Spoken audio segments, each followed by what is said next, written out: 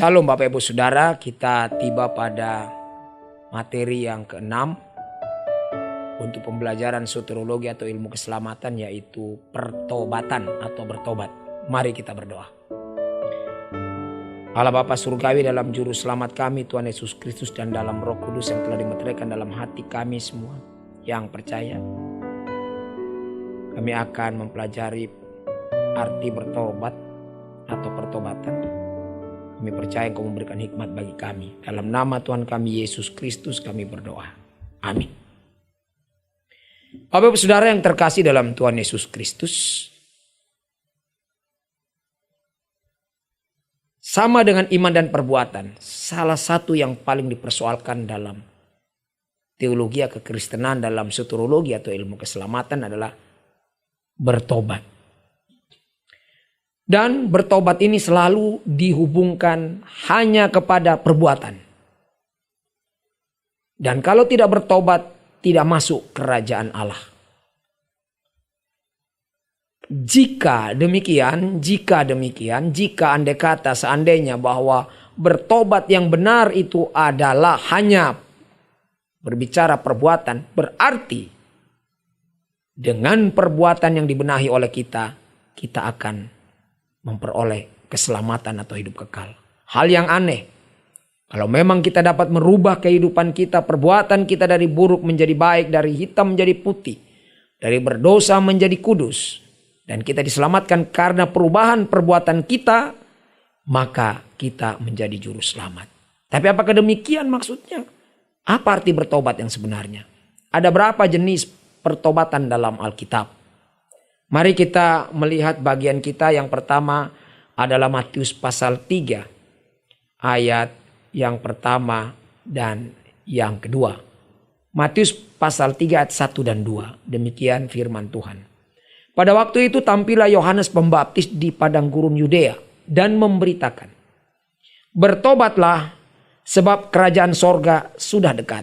Saya ulang ayat 2. Bertobatlah sebab kerajaan sorga sudah dekat. Jika arti bertobat adalah jadilah kamu baik dalam perbuatanmu, atau berhentilah berbuat dosa. Berhentilah berbuat dosa sebab kerajaan sorga sudah dekat. Pertanyaannya, dapatkah seseorang sempurna berhenti berbuat dosa, tidak pernah salah sama sekali? Hal ini akan menjadi aneh. Mengapa? Pengkhotbah 7 ayat 20 menyatakan, sesungguhnya di kolong langit ini tidak ada seorang pun yang tidak pernah berbuat dosa. Tidak mungkin firman Tuhan bertentangan, Bapak Ibu Saudaraku yang terkasih dan yang terhormat. Lalu apa arti bertobat? Ini dinyatakan oleh Yohanes Pembaptis. Kemudian kita melihat berikut adalah di dalam Matius pasal 4 ayat 17. Matius 4 ayat 17. Kalau tadi Yohanes Pembaptis, sekarang Tuhan Yesus Kristus. Sejak waktu itulah Yesus memberitakan, bertobatlah sebab kerajaan sorga sudah dekat. Yohanes Pembaptis sebagai pendahulu Tuhan Yesus Kristus membuka jalan supaya orang menerima Tuhan Yesus Kristus. Juga menyatakan bagian ini. Dan Tuhan Yesus sendiri memberitakan, bertobatlah sebab kerajaan sorga sudah dekat. Sekali lagi, jika arti bertobat adalah berhenti berbuat dosa, pertanyaannya, dapatkah seseorang berhenti tanpa cacat? Saya percaya kita mengakui dengan jujur. Pengkhotbah 7 ayat 20. Tidak mungkin kita sempurna hidup ini tanpa satu pun kesalahan dalam perbuatan kita. Apalagi kita tahu Tuhan tidak hanya memperhitungkan sebuah dosa dari perbuatan, tapi juga dari pikiran dan perkataan. Lalu apa maksud sebenarnya dari bertobat? Dan ada berapa jenis bertobat atau pertobatan? Kata bertobat, istilah Alkitab menggunakan dua kata. Yang pertama adalah metanoia dan yang kedua metamalomai. Meta berarti terlewatkan jauh. Meta artinya sangat tinggi, melampaui. Noia atau noheo artinya pikiran. Jadi yang dimaksudkan metanoia adalah berubahlah pikiran secara total. Jadi yang berubah bukan perbuatannya, tapi pikiran. Kenapa? Ini selaras dengan yang Tuhan Yesus katakan. Bahwa dari pikiran dan dalam hati muncul semua perkataan dan perbuatan yang suci maupun yang dosa. Artinya kata bertobat atau pertobatan Tuhan cenderungkan, Tuhan titikkan pada fokusnya. Bukan di ranah ranting, bukan di ranah buah, di ranah akar, di ranah benih, yaitu pikiran atau hati. Jadi arti kata bertobat yang sebenarnya, berubahlah pikiran, pikiranmu berubah, hatimu berubah. Metamalomai, kata yang kedua digunakan, cenderung menghasilkan sebuah perubahan ke arah negatif.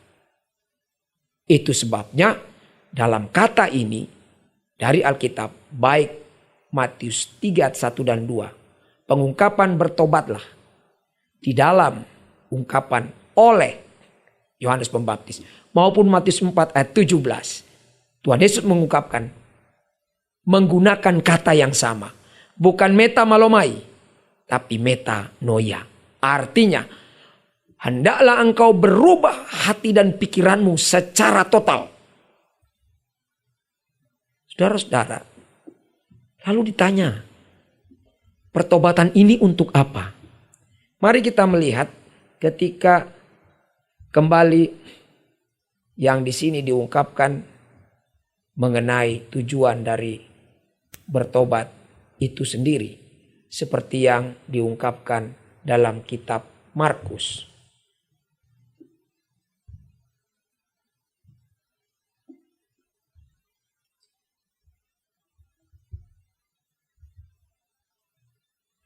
Markus 1 ayat 15. Dimulai dari ayat yang ke-14. Markus 1 ayat 14 dan 15. Sesudah Yohanes ditangkap, datanglah Yesus ke Galilea memberitakan Injil Allah. Yang dimaksudkan di sini Yohanes Pembaptis, bukan Yohanes murid Yesus. Saya ulang. Markus 1 ayat 14. Sesudah Yohanes Pembaptis ditangkap, datanglah Yesus ke Galilea memberitakan Injil Allah. Katanya, ayat 15. Waktunya telah genap. Kerajaan Allah sudah dekat. Bertobatlah dan percayalah kepada Injil. Jelas di sini Tuhan memaksudkan pertobatan ini berhubungan kepada kepercayaan kepada Injil. Apa maksud Tuhan di sini? Maksud Tuhan, berubahlah pikiranmu secara total. Kamu percaya Taurat menyelamatkan kamu. Kamu percaya dengan ketaatanmu kepada Taurat, dengan perbuatanmu yang baik kamu diselamatkan. Tidak. Percayalah kepada Injil. Kabar sukacita bahwa Yesus Kristus adalah Mesias mereka, juru selamat mereka.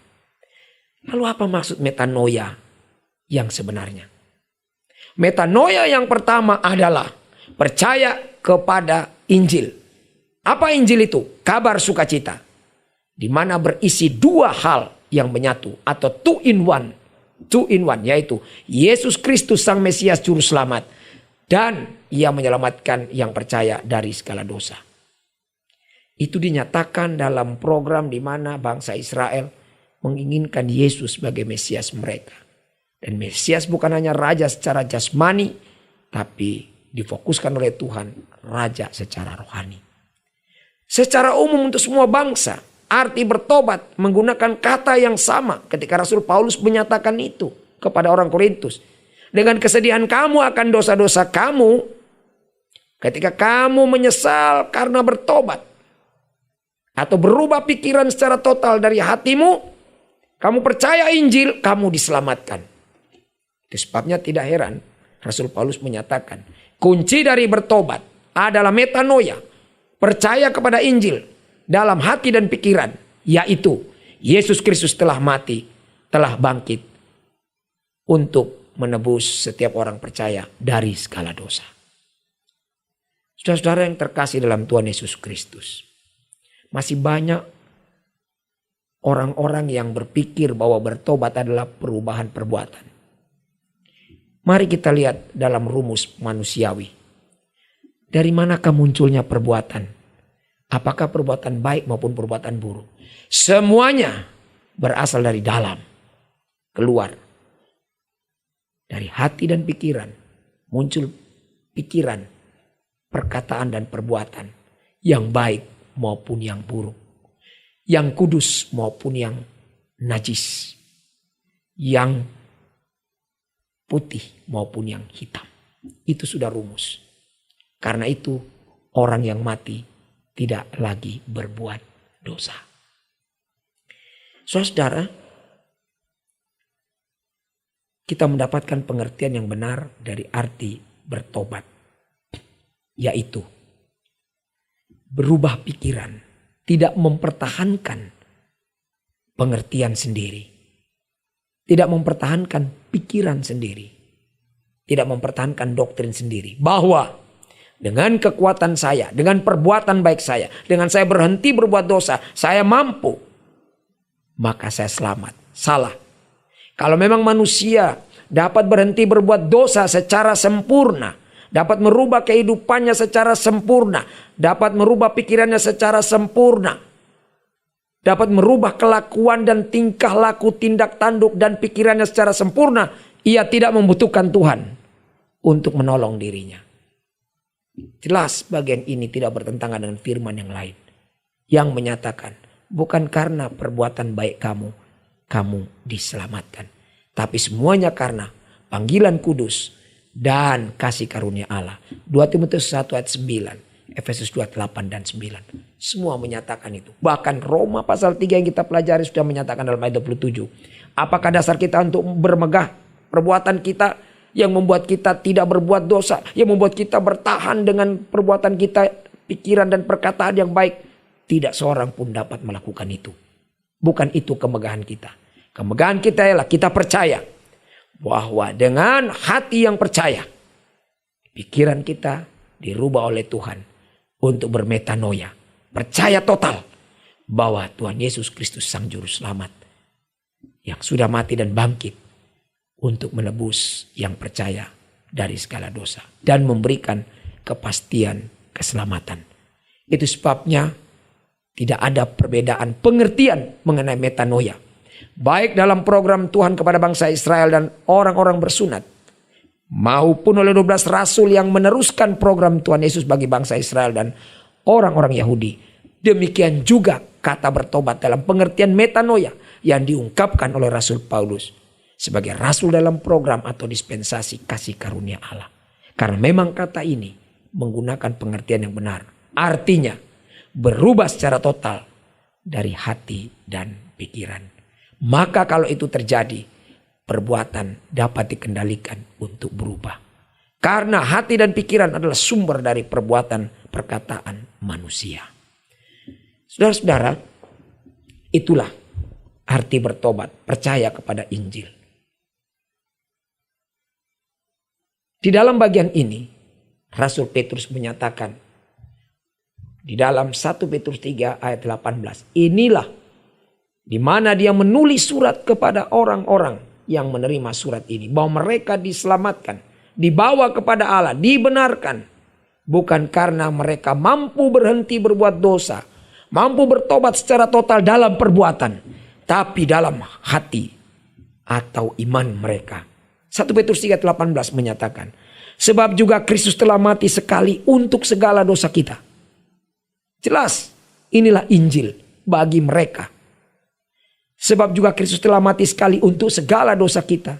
Ia menyatakannya kepada orang-orang Yahudi Kristen. Ia yang benar untuk orang-orang yang tidak benar, supaya ia membawa kita kepada Allah. Ia yang telah dibunuh dalam keadaannya sebagai manusia, tetapi yang telah dibangkitkan menurut roh. Jelas. Dan kemudian Rasul Paulus menyatakan dalam 1 Korintus pasal 15 ayat 3 dan 4 yang menyatakan demikian. Sebab yang sangat penting. Rasul Paulus menyatakan yang sangat penting. Ayat ini menggunakan kata sebab. Demikian juga tadi Rasul Petrus dalam pasal 3 18 1 Petrus. Sebab. Demikian juga Tuhan Yesus. Bertobatlah kamu, metanoialah kamu dari hati dan pikiranmu. Sebab kalau kamu percaya Injil, kamu diselamatkan. Demikian juga Rasul Paulus.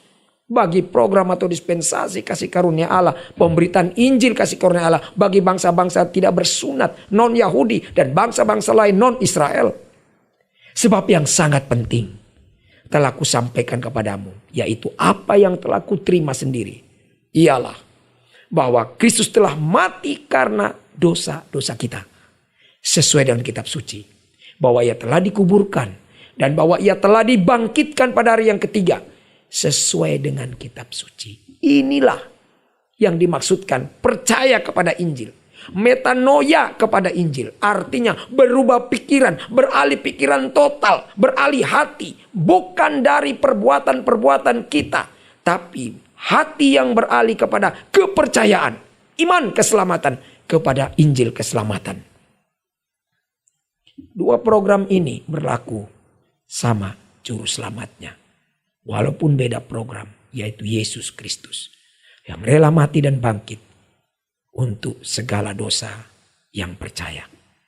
Karena itu pertanyaannya, apakah Bapak Ibu sudah bertobat yang pertama? Jika hanya bertobat perbuatan untuk diselamatkan, tidak mungkin seseorang selamat karena perbuatan baiknya, karena perubahannya, dan karena usahanya merubah dirinya dan merubah kelakuan dan kehidupannya. Tidak mungkin. Hanya Tuhan yang mampu merubah seseorang karena Dia sang pencipta, sedangkan manusia adalah ciptaan saja. Inilah metanoia yang pertama, yaitu apa? Hati dan pikiran percaya kepada Injil. Yesus Kristus telah mati dan bangkit untuk menebus dan menghapus segala dosa yang percaya dan dibawa kepada Allah atau pasti diselamatkan. Pertobatan ini berhubungan dengan iman keselamatan, yaitu iman kepada Injil keselamatan, kabar sukacita. Pertanyaan berikut, setelah kita bertobat yang pertama ini, perlu nggak pertobatan lagi? Bagian ini pernah tersampaikan lewat virtual dalam YouTube, dalam khotbah bagi gereja, tetapi ini diungkap kembali dalam pengajaran ini. Mari kita lihat 2 Korintus pasal 12.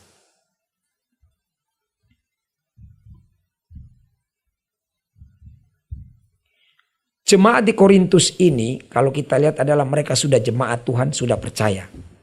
Kita lihat dalam 2 Korintus pasal 1 ayat 21 dan 22. Demikian firman Tuhan. 2 Korintus pasal 1 ayat 21 22 untuk membuktikan bahwa mereka sudah bertobat yang pertama, sudah metanoia yang pertama, hati mereka dan pikiran mereka sudah percaya kepada Injil dan dimeteraikan oleh Roh Kudus, dan mereka adalah jemaat yang kudus. Sebab Dia yang telah meneguhkan kami bersama-sama dengan kamu di dalam Kristus adalah Allah yang telah mengurapi, memeteraikan tanda miliknya atas kita, dan yang memberikan Roh Kudus di dalam hati kita sebagai jaminan dari semua yang telah disediakan untuk kita. Jelas jemaat Korintus dalam 2 Korintus pasal 1 ayat 21-22 menyatakan mereka orang-orang yang sudah metanoia pertama, yaitu hati dan pikiran mereka telah percaya kepada Injil keselamatan dan telah dimeteraikan dengan Roh Kudus dan dijaminkan keselamatan mereka. Lalu apa yang berikut buat mereka? 2 Korintus berikut pasal 12.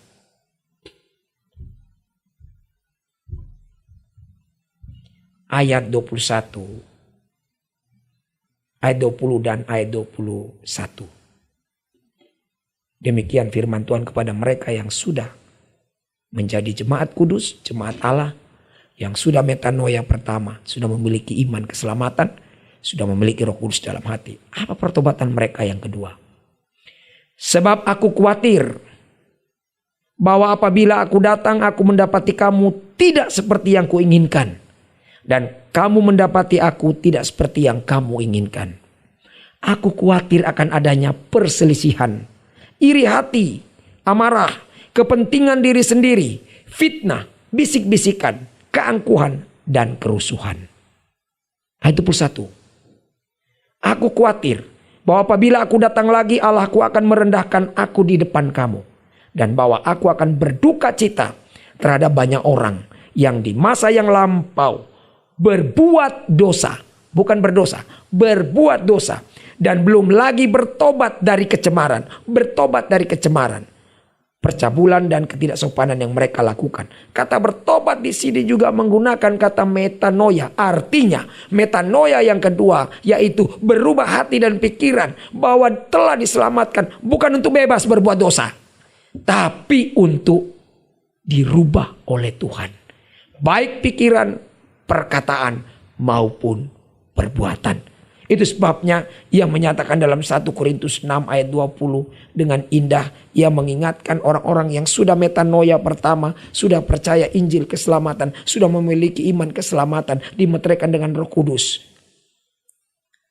1 Korintus pasal 6 ayat 19 dan 20. Atau tidak tahukah kamu bahwa tubuhmu adalah bait Roh Kudus yang diam di dalam kamu, Roh Kudus yang kamu peroleh dari Allah, dan bahwa kamu bukan lagi milik kamu sendiri, sebab kamu telah dibeli dan harganya telah lunas dibayar. Artinya kamu sudah ditebus, sudah diampuni dari segala dosa karena iman keselamatanmu, karena metanoia pertamamu, baru yang kedua.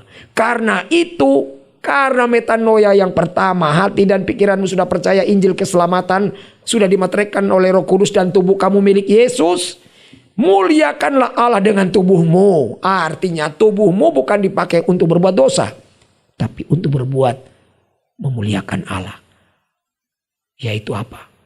Metanoia yang kedua.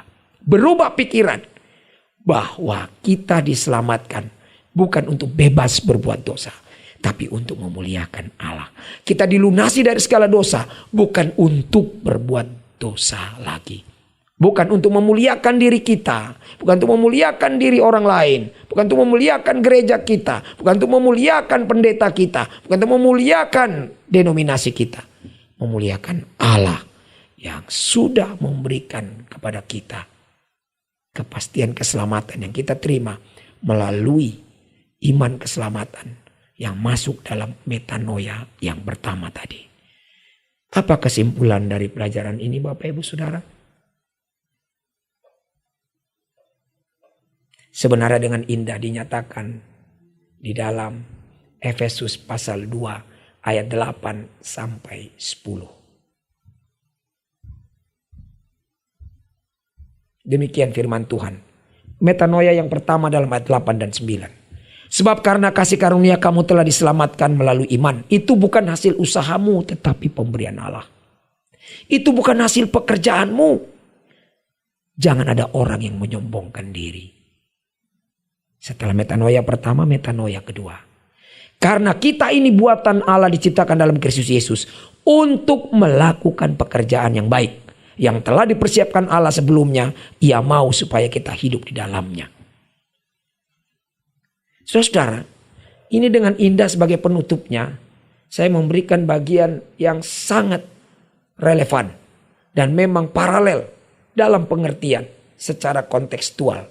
Yaitu kita membuka di dalam Titus pasal 3 ayat 5 sampai 8. Ayat 5 sampai 7 berbicara mengenai metanoia yang pertama. Percaya, berubah pikiran hati untuk percaya kepada Injil keselamatan. Titus pasal 3 ayat 5-7. Pada waktu itu dia telah menyelamatkan kita, berbicara keselamatan, berbicara Injil. Bukan karena perbuatan baik yang telah kita lakukan. Bukan karena kita berhenti berbuat dosa. Atau kita dengan kata lain terus berbuat dosa. Bukan juga. Bukan karena perbuatan baik yang telah kita lakukan. Tetapi karena rahmatnya atau belas kasihannya. Oleh permandian kelahiran kembali dan oleh pembaruan yang dikerjakan oleh Roh Kudus. Perubahan pikiran dan hati kita juga untuk percaya Injil. Itu pekerjaan Roh Kudus. Yang sudah dilimpahkannya kepada kita oleh Yesus Kristus juru selamat kita.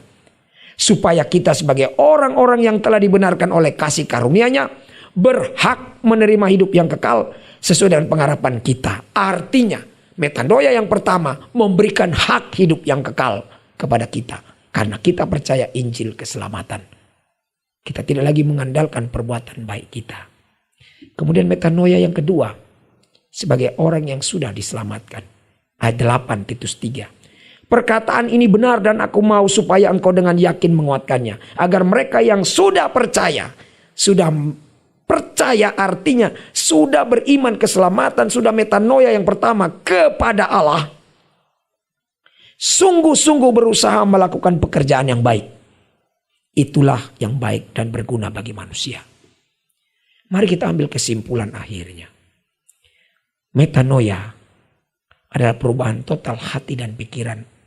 Yang pertama, percaya kepada Injil keselamatan. Tuhan Yesus Kristus telah mati dan bangkit untuk menebus kita dari segala dosa. Ketika kita bermetanoia pertama ini, beriman keselamatan ini dalam hati dan pikiran kita, kita dimeteraikan dengan Roh Kudus dalam hati dan diberikan hak hidup yang kekal. Yang kedua, kita berubah pikiran dan hati bahwa orang Kristen, anak-anak Tuhan, orang kudus secara status bukan hidupnya untuk bebas berbuat dosa. Hidup dalam kecemaran, tidak. Tapi sungguh-sungguh berbuat baik. Karena itu berguna bagi manusia untuk kita menyaksikan bahwa kita juga metanoia yang kedua. Berhenti berbuat dosa. Dan berpikiran bahwa dosa tidak menguntungkan apa-apa buat anak-anak Tuhan atau orang percaya. Dan metanoia yang kedua ini memberikan hak mahkota kekal. Yang pertama tadi adalah percaya Injil keselamatan. Tidak mengandalkan perbuatan baik untuk hal itu. Memperoleh hak hidup yang kekal. Yang kedua, metanoia yang kedua. Hati dan pikiran kita tidak kepada dosa.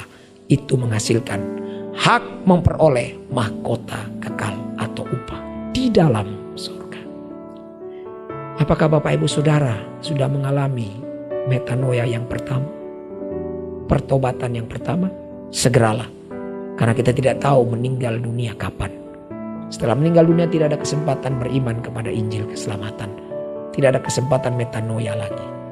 Dan bagi saudara-saudara yang sudah menerima metanoia pertama dan ada dalam hati saudara yang dikerjakan oleh Roh Kudus, berpikirlah dalam hati dan pikiran kita, hidup kita sangat berguna untuk memperoleh mahkota yang kekal. Tuhan Yesus memberkati. Mari kita berdoa.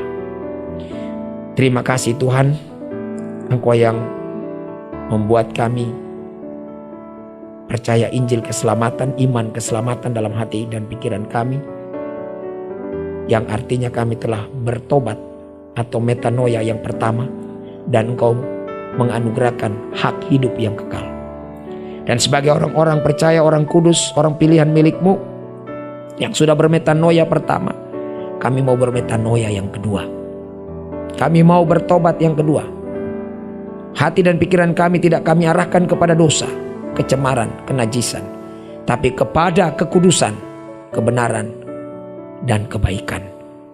Supaya kami memperoleh hak mahkota kekal. Karena Engkau tidak hanya mencanangkan kami masuk ke dalam sorga yang kekal, tapi juga dalam kekayaan dalam sorga. Dalam nama Tuhan kami Yesus Kristus kami berdoa. Para pendengar kami dan penonton kami juga segera mengambil keputusan hati untuk metanoia pertama dan sesudah itu metanoia kedua. Terima kasih Tuhan Yesus Kristus. Dalam namamu Juru Selamat kami berdoa. Amin.